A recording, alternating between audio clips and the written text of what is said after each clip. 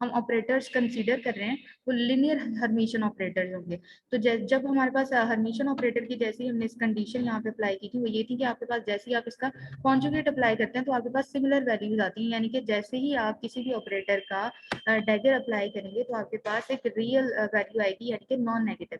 और देन आपने क्या किया, इसकी एक्सपेक्टेशन वैल्यूज ली इन टर्म्स ऑफ, आपने अनसर्टेनिटी रिलेशन इसको राइट किया, राइट करवाने के बाद आपने देन इसको प्रूव कर दिया।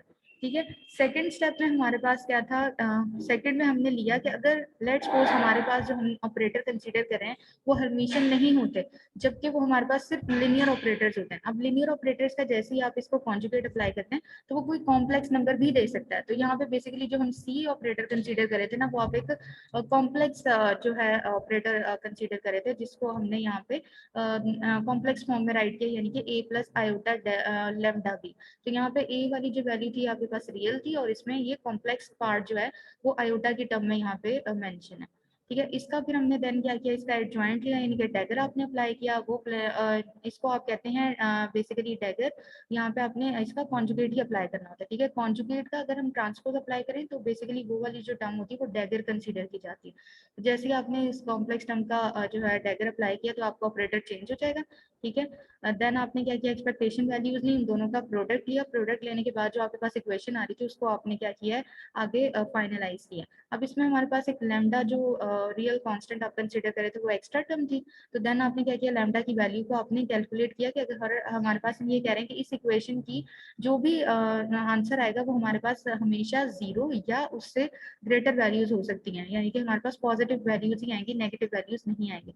तो इसको फाइंड आउट करने के लिए आपने इसी इक्वेशन को with respect to lambda differentiate करवाया। डिफरेंशिएट करवाने के बाद आपने उसको इक्वल टू 0 पुट कर दिया।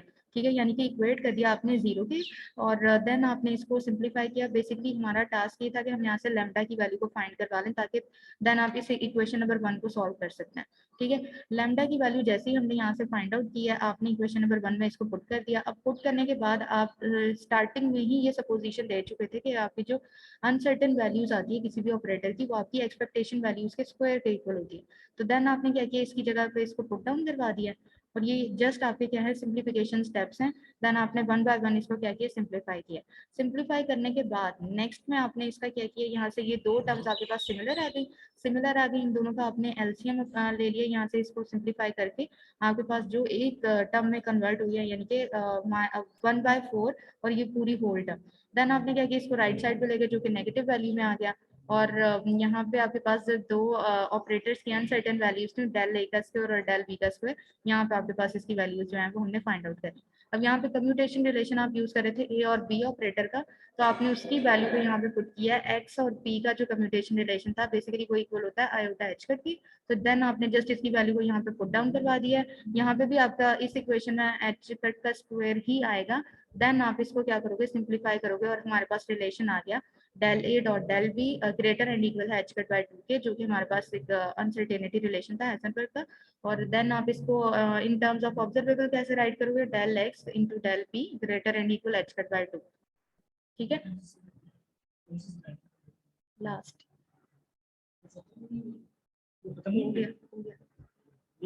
हाँ यही है। अच्छा, यहाँ तक किसी का कोई क्वेश्चन है तो वो कर सकते हैं, और अपनी अटेंडेंस जो है चैट बॉक्स में मार्क कर दें।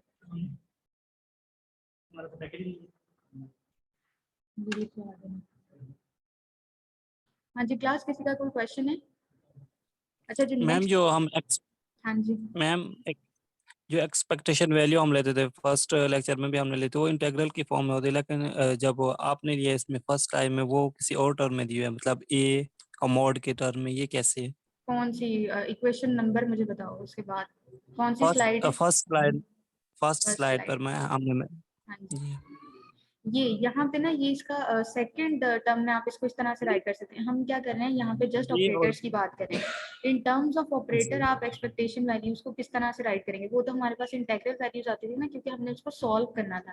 ये भी एक्सपेक्टेशन जी वैल्यू लिखने का ही एक टर्म है। यहाँ पे बेसिकली देखो, या तो आप डेल बी लिख सकते हो, सॉरी यहाँ पे ब्रैकेट में बी लिख सकते हो, या आप इसको इस तरह से मेंशन कर सकते हो। ये दोनों इक्वल है, यानी कि आपने क्या किया है, बेसिकली इसका पर्पस क्या है इस इक्वेशन का, कि आपने एक ऑपरेटर कंसीडर किया और उसको आपने गिवन स्टेट लैम्डा के ऊपर जो है वो अप्लाई करवाया। तो अगर मैं ये लैम्डा जो है एक्सपेक्टेशन वैल्यू लैम्डा बार लैम्डा लिखूं तो वो भी 1 के इक्वल होती है ना नॉर्मलाइजेशन की कंडीशन। तो बेसिकली यहाँ क्या किया हमने, एक अपना ऑपरेटर यूज कर दिया बी, तो बी को हमने जो है वो मिड पार्ट में राइट कर दिया। तो एक्सपेक्टेशन वैल्यूज जो है वो इस तरह से भी आप राइट कर सकते हैं, जहाँ पे आप इसको ये कह सकते हैं आपने मोर मॉडिफाइड फॉर्म लिख दी है इन terms of system of A state, जो आप यहाँ पे साई कंसीडर कर रहे हैं। ठीक है, ओके जी मैम। ओके और नेक्स्ट ये वाला जो रिलेशन है ना, ये बेसिकली अनसर्टेनिटी का रिलेशन है। यहाँ पे ये इसका फॉर्मूला है जो आप यहाँ पे राइट जी करते हैं, जो आपने terms in terms of operator आपने इस तरह से इसको राइट करना है कि आप एक ऑपरेटर है उसमें से आपने उसकी एक्सपेक्टेशन वैल्यूज को माइनस करके उसका होल स्क्वायर ले लेना, तो बेसिकली वो आपके अनसर्टेनिटी ऑफ रिस्पेक्टेड ऑपरेटर के इक्वल आ जाता है। जी। हाँ जी, और किसी का कोई क्वेश्चन?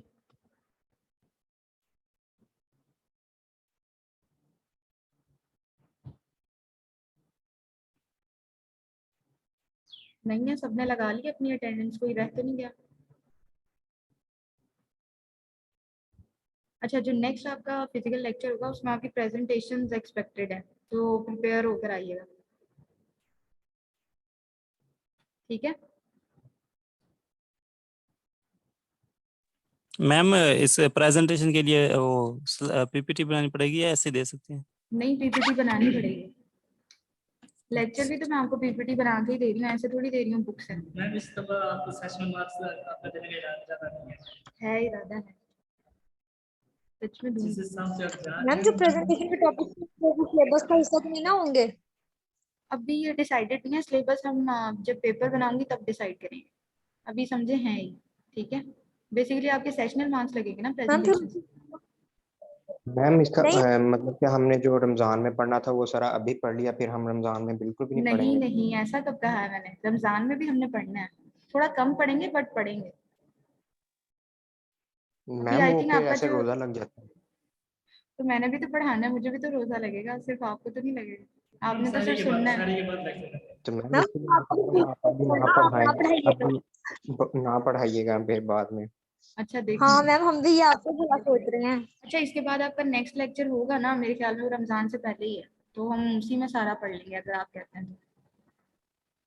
ठीक है, हाँ ओके क्योंकि 3-4 आपके टॉपिक्स हैं जो लाजमी आपने कवर करने हैं इसमें। नेक्स्ट आपका वेक्टर स्पेस है, हिल्बर्ट स्पेस है, डायरेक्ट नोटेशंस हैं, उसकी प्रॉपर्टीज हैं। मेरे के बाद पढ़ा दें।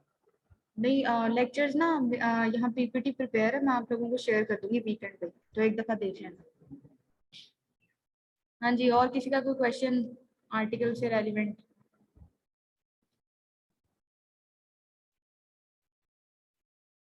मैम अगर हम जो स्लाइड्स प्रिपेयर करें उस पर अगर अच्छे अच्छे फैक्ट लगा लें तो आप फिर वो सेशनल अच्छे देंगी?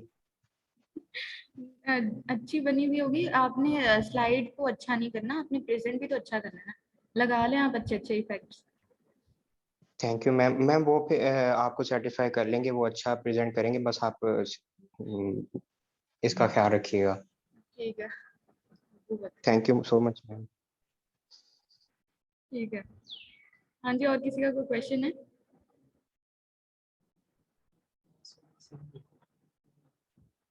चले, अगर सबने अपनी मार्क कर दिया ना अटेंडेंस, तो आप लीव कर सकते हैं, ठीक है।